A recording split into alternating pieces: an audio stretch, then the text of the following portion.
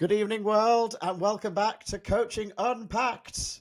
The crowd goes wild. Woo! We are live right now over on Edupulse on X and soon to be on LinkedIn as well. I think that'll be popping up in a second. Hello, if you are listening to us live. My name is Chris, and we've got Sarah and we've got Adam. Say hi, Sarah and Adam. Hi. Hello. Now, we've been very impressed with Adam's sound tonight, which for the first time is like Yeah. absolutely mega. It's like a megaphone. We can't wait to hear all of your deep insights, but like on 30 million decibels. So that's very exciting. If you are listening to us in a car, what we would absolutely recommend you do is head over to YouTube, where you'll be able to see this as a visualized podcast, because we show videos and we wear funky shirts and sit in conservatories, lounges and classrooms because, well, Adam, you're still at work, aren't you? Still there. Still there. Still, you're committed.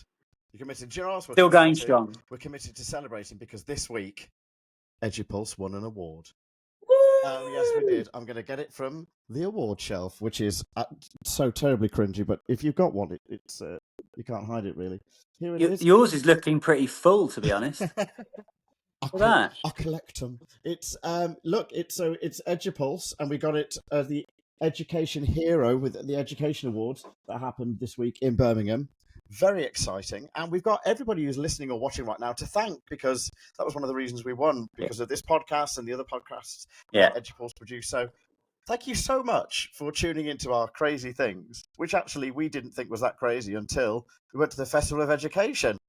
And the amount of people that came and said hi, and that they like listening to us. So if you're from the Festival of Education and you came to say hi, this is us saying hi to you. Sarah, how was it with me, basically the best videographer ever, filming you on a hay bale for your Substack? Wonderful. It was wonderful. There are no end to your talents, Chris.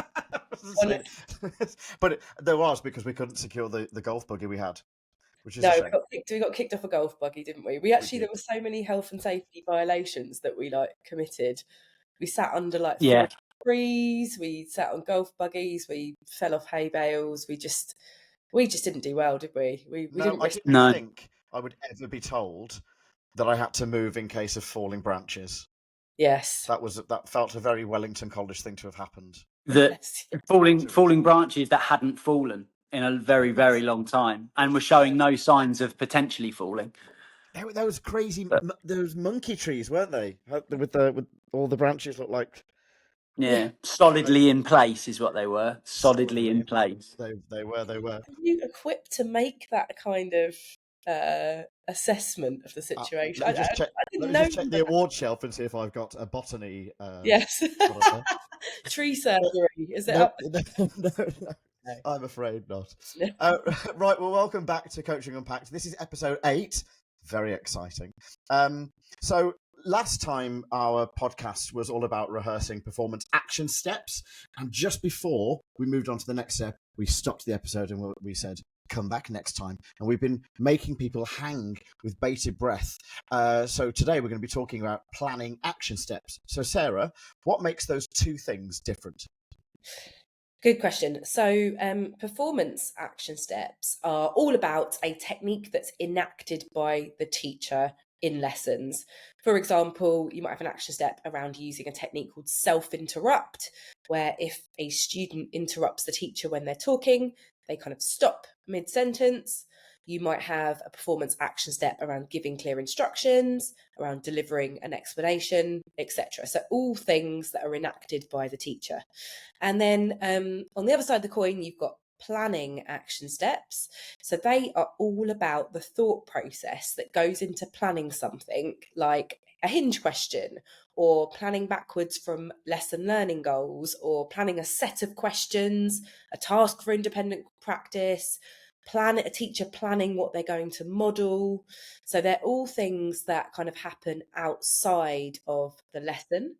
And the idea is that you rehearse the thought process that goes into doing that, planning that particular thing. You don't get up and rehearse it the way that we showed everybody in the previous podcast episode. Yeah, that's right. And for today as well, we're going to look at learning how to plan a model. right? So that's the example that we're going to look at today. So it's planning how to learning how to plan a model that incorporates metacognitive thinking. And the situation is one where Sarah has already watched me teach, and I modeled how to create a particular mood in creative writing, but I didn't model metacognitively at all. So my decisions in choosing vocabulary or how to plan and edit or evaluate my work, I'd missed out all of that in the model that I actually did in the lesson that Sarah watched me do. And Sarah and I noticed that students' work afterwards wasn't very good. So they'd either essentially copied my model or they'd given up really quickly and just put their hand up. Yeah. And we decided that we should work on this particular action step. So the action step that we've agreed by this point in the conversation is, when modelling the writing process, model not just what to do, but your thinking behind it too. This will support students to understand how to think in order to achieve success. And the success criteria, and this is really crucial, not just kind of going through this just to kind of set up the context. This is really crucial to the actual video we're about to show you. So there's 4 success criteria that Adam's kind of working on when he's rehearsing. The first one is be judicious. So be careful not to overload students. Make sure you're just modelling a few things. The second one is important pause points. Pick the right time to stop and convey your thought process. And this is when you're highlighting an important process that you need students to adopt. The third one is be concise, especially when conveying your thought process. We don't want to overload. Adam doesn't want to overload his students. And the last one is be precise. So that's explain what exactly you're thinking or doing and what effect this is likely to have. So that's really around the metacognitive element that we want Adam to make sure that he's exposing to his students. And can I just say here that for everybody listening and watching, we're going to put those priorities and those action steps in the description of the podcast so that you're able to see them more clearly, just so that we aren't overloading you, dear listener viewer. Smart. Thanks. That's it. Yeah. So action step and success criteria for the action step then is going to go into the description. And we're going to join the coaching conversation at the point where Sarah has just shown me a model, which I've then analysed using those 4 success criteria. So I've looked at that model through the lens of those 4 success criteria. So I've now got a really good understanding of what it is that I need to do and why, but I need to actually rehearse it and lay the tracks for building the habit of this in my actual teaching myself. And we're going to see a video which we're always very excited about. We're about to see Adam rehearsing, planning the model he will do for his class, factoring in this metacognition through those success criteria. What are the key differences we'll hear between the performance rehearsal last time, where Sarah was on her feet doing rounds of that of cold call questions, and this planning rehearsal? Yeah, great question. That it looks very different. So if you were like walking past a classroom where a coach and a coachee are rehearsing a performance action step, you would see the coachee like on their feet, usually like doing something in role or in teacher mode, as someone called it the other day, which I really liked, because role, people don't really like that as a term, but like in teacher mode doing the thing. Whereas if you walked past a classroom, put your head in and saw a coach and a coachee rehearsing a planning action step, you would just hear the coachee thinking aloud and like writing. So thinking aloud and writing, and you might hear the coach interjecting to kind of nudge them to do the success criteria a little bit better. And the success criteria are the anchors essentially that like tell you if the rehearsal is going well, or as a coach whether you need to give some feedback to get back on track. So listen out really carefully for how the coach, which in this example is me, and how I do this with Adam. Roll the footage. Yeah. So once again, if you are listening to this podcast in the car, don't fall asleep to my soothing voice. Instead, head over to YouTube and check out this video live. Awesome. I'm going to hit play. It's about 6 minutes long. Stick with it. It's really good. You will get a flavour of what the coachee, who is Adam, does as he's rehearsing a planning action step, and Sarah, me as a coach, does when to kind of keep him on track with those success criteria. Okay, so you've seen my model. I explained my thought process to the class when I chose particular verbs to create that sense of chaos. What elements do you want to verbalise your thought process around for your class for an upcoming lesson? Okay, so I guess like you, I want them to understand which verbs create a sense of chaos. And the last thing I want is to include short sentences to convey a sense of disarray. That's really important, I think. So you're going to think aloud as you plan, i.e. script, your metacognitive modelling for an upcoming lesson where you said you're teaching them how to write to create that sense of chaos. So keep referring back to the success criteria as you plan, and I might step in to prompt you to do those success criteria as we go. Okay, sounds good. Let me just grab a piece of paper. Right. Okay, so I'll plan to start writing and then pause for my thought process. So something like year 4, how I create a sense of chaos in this paragraph with my use of verbs and how I use short sentences to convey disarray. So I think these two things are probably me being judicious, which is one of the success criteria, because there's not too much at once. It's only those two things. Great. And what makes you think that's the right amount for your class? Well, they've shown me in their writing work that they can confidently use verbs and adverbs and different sentence lengths, but not necessarily to create effect. So I think that probably focusing on two things, like verbs and short sentences, is going to be enough for them without overloading them, and it'll enable them to experience some success in their writing as well, or at least that's my hunch. Yeah, that seems to make sense. Okay, so I'll start writing on the board at this point, I think. So I'll go, the boat lurches violently, hurtling passengers into a tangled mess of arms and legs. So I think I'll pause at this point because it's an important pause point, just like the success criteria says. And I think it's important because I want to highlight my thinking around using those verbs. At this point. So I think I'll say, I've chosen the verb lurches to show how the boat is veering from side to side. It's out of control, and this really lends itself to a sense of chaos, because when something is out of control, you don't know what it's going to do next. So one of our success criteria is be concise. So just take a look back at your scripting there and just slim it down so you get to your point really concisely. Okay, yeah, no, I see. I've kind of repeated myself. Right. So what I'll say instead is, I've chosen the verb lurches because it shows the boat is out of control and we don't know what it will do next. This creates a sense of chaos. Much more concise and less likely to overload the children, which is why we've got that success criteria in there. So you're also being precise there too, because you're emphasizing the effect of the verb as well. Right. Okay, good stuff. Okay, so then I'm going to get into these short sentences. So I'll write glass shatters, we'll start, screams pierce the air. So I think this now is another important pause point for me because I can emphasize the use of those short sentences. So I'll say, notice how I've used 2 short sentences.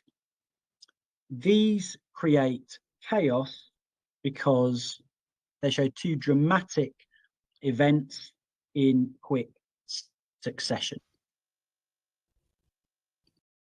And that is a flavour of planning rehearsal. I love that. One of the things I was thinking as it was happening is, I don't know whether you've ever worked with any people who are advanced drivers. So police officers or kind of firemen. Oh, yeah, advanced drivers. They talk out loud their journey. So as they're driving down the road, they literally go, lady on the left, pedestrian crossing, 2 children, 1 dog, pause, the road is coming, now we're going to go over the bump. They literally narrate their journey and their thinking behind everything. And there's this, it's kind of a way of just advancing their thinking. It's out loud, it's mapping it out loud, and they're taking the load off their own brain because they're saying it. That's what they're thinking inside. They're just verbalizing and vocalizing it. It just made me think of that as a kind of an advanced cognition thing. But I really got that. The teacher, like I said, he's literally thinking out loud as they plan. So Adam was thinking out loud how we would plan this model. And I noticed that it all kind of hinged on the success criteria, which is exactly what you'd asked for, Sarah. So as an example, I kind of made a note of Adam basically saying, I'm only doing these 2 things because I'm being judicious, which I thought was a really cool way of saying it, which is obviously it's one of the success criteria, but judicious to me is just a really good word. And you were not modeling too much at once. So you're being incredibly specific about linking what you're doing to the success criteria. Yeah, exactly. And I think it's really important to say at this point as well that coaches won't necessarily do that at first. So as a coach, you need to encourage teachers to do this to keep their thinking on track. And it really is about, I think, just making sure that people have something to hold themselves accountable to when they're doing that thinking out loud. Because it's not necessarily natural to think in success criteria, but they are what we think makes the technique sort of in inverted commas work. So we need the teacher to repeat them and use them as much as possible, so then they become part of their habits of thought. And I think that's the really important thing we're trying to do with this type of rehearsal. We've talked in performance rehearsal about laying the tracks for habit of performance, habits of what you will actually do. In rehearsal of planning action steps, rehearsal of action steps that are about planning, we're going to try and lay the tracks for the patterns of thought that we want the teacher to eventually just be doing naturally. And the way that we lay those tracks is we have to have some kind of concrete guidelines for those tracks of the habit, and those concrete guidelines are the success criteria. I love that the habit forming, because to go back to my incredibly random idea about advanced driving, but that's what you're doing. You're creating these habits. You are regularly spotting and counting how many people are likely to move at any one point and likely to cross. And I suppose that's kind of, is Jimmy about to pipe up? Am I about to have something in the classroom that I haven't foreseen? And can you think adaptively on the spot? Okay, so cool. Let's park that for just 1 second. Now let's turn to the role of the coach in this then. So that's you, Sarah. I noticed it was all about success criteria, and you were feeding back on Adam's use of these. You did interrupt him to be to remind him to be more concise and have another go, which he did, and it sounded much better. And you also reinforced where he was being precise.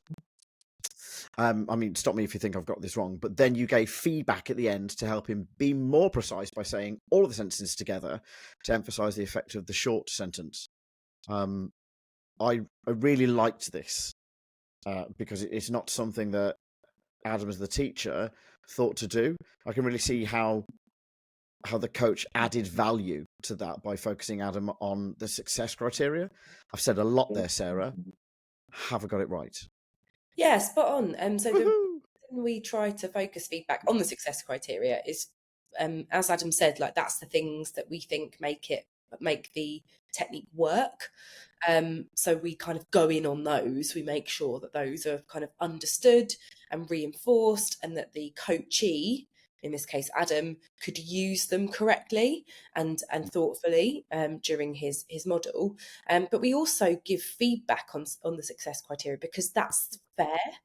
Throughout the whole of the conversation up to this point, you've made the success criteria like the main thing. We've kind of held each other accountable to these success criteria. So when I, as a coach, have shown a model, I've focused the teacher on that success criteria. We've made it all about the success criteria. If I watch Adam rehearse and I suddenly have these secret standards that I haven't communicated to him before that, then that would be really unfair. So we make sure we tie our feedback as a coach to those success criteria. Now, of course, there's sometimes Adam will be rehearsing, your coachee will be rehearsing, and you'll notice that they're doing something that's not quite as good as it could be, and it isn't in the success criteria, in which case you might stop them and have a discussion and explain how, you've noticed this thing, and actually should we add that to the success criteria or not? And that's something that we might want to kind of talk about. But generally speaking, we would focus on those success criteria. Do you think, Adam? Is that fair? Yeah, definitely. I think again, we talk a lot on this, don't we, about like the mindset of the coach, and I think that the mindset of a coach can't be, look how good I am at teaching and look how much I can spot that could be improved. And I think that's like it's really tempting, I think, to kind of indulge in that sometimes. Like sometimes you'll spot something really, really small, and it's almost this like you have to fight the temptation to go, oh, and I also noticed this, because it does kind of feel good to be able to like notice something that could help someone and then present that to them. But that's not the role. The mindset of the coach has got to be about, as you say, keeping that teacher to that success criteria and being fair about it. So these are the success criteria that we've both agreed are going to be like the bedrocks of success with this particular technique. So let's stick to those, and therefore that's what I'm gonna hold you accountable for. I was going to say that co-creation to me seems so important. You cannot sit, from my accidental coach point of view, you cannot sit in a room and go, here's X that you did, and the coachee is going to be like, but we weren't working on that. Like, right. Where is that come from? And then it becomes about the coach's ego, and then we start to fall into understanding why people are so hesitant about coaching as a word, and they go, I don't want to be told what to do. Like, you're coming at me with all these things that you clearly pre-planned, and you've got this idea about. There's an element of that sometimes, but particularly when you're first starting out and you're working and building that relationship. But if you and Sarah have spent time co-creating these criteria, and then Sarah just drops a bomb on you and just goes, you should have done this instead, that's your trust and relationship kind of not where it should be. Yeah, it's trust. Trust is the big thing with it from a relational perspective. Yeah, we've both got to know that what we're going to be getting feedback on or giving feedback on is the stuff that we've agreed for sure. Yeah. So we stick to the success criteria almost all the time. I think there's probably a couple of other things we want people to notice about the coach's feedback as well. So first of all, it's acted upon immediately. So Sarah says, write it more concisely, and I do that right there and then. So the mistake doesn't get embedded within the rehearsal. Yeah. So I change it straight away, and we call that coaching technique go again. But we're also combining it with another technique, which is just in time feedback. So the difference between the feedback we give in planning rehearsal and the feedback we give in performance rehearsal is that in planning rehearsal, it always happens right there and then as soon as we see the mistake in inverted commas. So we interrupt it right there and then to avoid that thought pattern becoming embedded in the rehearsal. Whereas if it's performance rehearsal, we're more likely at times, not always, but at times, to let the rehearsal finish and then let the round of rehearsal finish and then give feedback. So with rehearsal of planning action steps, we're giving that feedback right there and then in the moment. And that's also because you don't always have rounds of rehearsal with planning. Like, Adam's not going to plan this this model for his class and then plan another model and do like 15 rounds of it, or he might, cry. So with performance techniques, you tend to do rounds, so you give that feedback in between rounds, but you can also give just-in-time feedback, and maybe we do a whole episode on just-in-time feedback. Just-in-time feedback in performance rehearsal. There's an episode. Yes, nice. We'll do it. That sounds good. Just in Time is my second favourite character to Father Doobie-Doo. And if you don't laugh at that, then you've not been listening to enough episodes. I'm afraid. Or maybe you've listened to all the episodes and you still didn't laugh at that. I'm not sure we're going to listen to any more episodes. But yeah, so that go again piece Yeah. is really important. That just-in-time feedback Yeah. thing is really important. And the other thing to note is that Adam is planning for an upcoming lesson. So we're not looking back at the lesson that I watched as a coach and going, let's fix what happened. We're looking forward to another model that he's going to be doing and how to make that metacognitive. And that's because that will be really useful for Adam. It saves him some planning. Like, it's something he's going to use really quickly so we can see how it works. So that's like a really important thing to plan. You're planning to be like your rehearsal to be forward focused.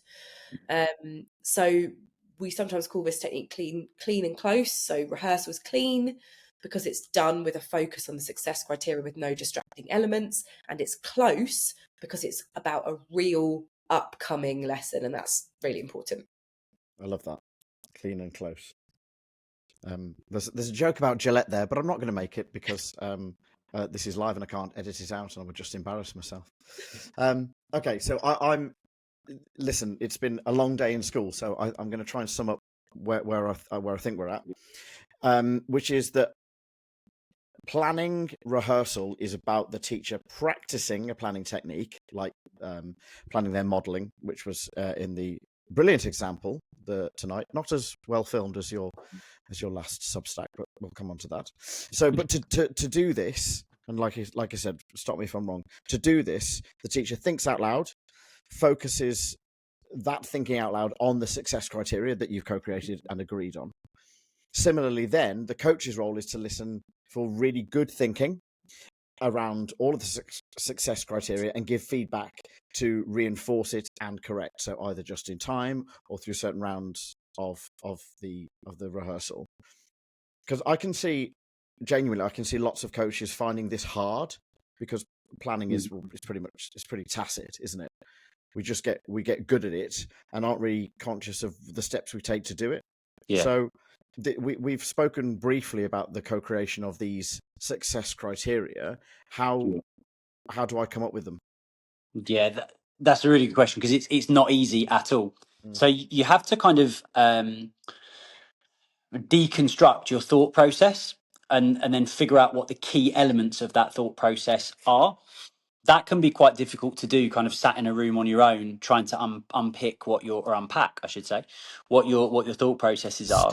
Stick to the brand, Adam. Come on, that's it. Coaching Unpicked is that's Coaching Unpicked. Sounds like the first version of the podcast that we did. We unpicked it a little bit, wasn't that? Yeah. No. Well, that means, that we have to think about the first version of the logo and the first version of the name and all those early iterations. There were some absolute corkers in those conversations. But like back to sort of how you would do that, because like sitting in a room on your own trying to do that is hard.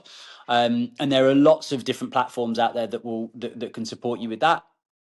Personal favorite is for me is StepLab. I work for a StepLab school, so we have access to all the StepLab materials as part of that. And StepLab will have it gives you action steps and suggested success criteria for those action steps. But like the really key thing about it, I think, is, and I think this is often misunderstood, is that you can amend them to make them really bespoke. So they're really useful as a starting point, and if they're not quite right for the exact situation that you're trying to plan for, then you can amend them. So that's usually what I do. If ever I'm sort of stuck for success criteria, I will go to StepLab, look at a similar step on StepLab, look at the success criteria for that step, and use that as my starting point and amend from there. Nice. Yeah, I agree, and I work for StepLab, so I would agree. But I think a huge benefit of having StepLab is having access to like banks of action steps and corresponding success criteria, which, like Adam says, you can amend. And actually, it's really useful for your coachee that you've got access to them, but it's also really useful for you as a coach because, as Adam said, like all of this stuff is really tacit. And like it's really hard to like take something you're really good at, reverse engineer it, and go back to being a novice and work out how you pieced it all together. So you kind of need quite a lot of help with that, and having a bit of a starter for 10 of what those success criteria may well be really helps. I also had the privilege of watching Adam coach last week in his school. We were filming for Step Lab. That might be a secret. Never mind. Not anymore. You've heard it here first on Coaching Unpicked. Coaching Unpacked. And yeah, watched Adam, and I could see that the people you were coaching recognised the success criteria. Like, there's so many that overlap, aren't there? And as long as when they're like phrased the same, it's really easy. Like, you think, oh, there's 5 success criteria. That sounds like a lot, but 3 of them they've encountered like 5 times before in other steps, and you could just see that when you're coaching the coachees as well. So yeah, it's really useful to have that starter for 10. No, nothing wrong as well, by the way. I think if you've got 5 success criteria and you know that 2 of them the teacher is already doing really well, don't take them out just because the teacher's doing well. If they're important, if they're fundamental to the success of the action step, leave them in and just let them sit in the success of the fact that they're already doing them. Just for a brief period at the start of of that part of the conversation. I did see you doing that. You did that last week. Did I? You said to your coachee Katie, Oh. you said, which of these are you already doing? And she was like, I already do that. I already do that. I already do that. And I think there was only like 2 he was like needing to work on. So yeah, that's I remember actually that now. Yeah. really good point. Yeah. Really It good is, I remember because that. you don't remove targets just because you've met them. If they're important, they remain. There's a lot of parallels in my work at school with in SEND with EHCPs, and all the children on EHCPs have these outcomes that they've got and it says fully achieved. Right? If you tick fully achieved, well, how can you ever say that? So they're always kind of partially achieved, because if you just get rid of them, child has been able to do this, and you go, yep, you can do that, and you remove it. Well, how are they going to get better? How is it going to get deeper and improve? And for me, what has really, to try and wrap up, what's really resonated with me today, as I am stepping more and more into a coach role, is that it's being shunted back into teaching. Sometimes I can hear some of the things you're saying that relate to really good teaching as well, the just-in-time feedback, not leaving it till a week after to let a mistake embed. We've got adults here that are learning from each other in and of the moment, and I think it's the idea of voicing your thinking is so incredibly important. We do it all the time, I think, without noticing. Like I drew the parallel to the advanced driver. But I challenge anybody, actually, if you're listening to this in the car, to turn the radio off and just to narrate your journey, and you will become a much better driver almost instantaneously, because you will be consciously taking in the complex environment that you are traveling in at a high speed in a deadly object, and I think you will go some way to understanding how important it is to verbalize this. I've just put that out there, Sarah. What are your on the spot thoughts on that? Yeah, I think you've summed it up nicely, and it's really important that we've got your perspective on this, because it is a bit weird. It is a bit weird to do this. It's not natural. I think a few takeaways for me. I really like some of the points you've both made. That it's not natural to think in success criteria, but it is the fair way to do it and to give feedback.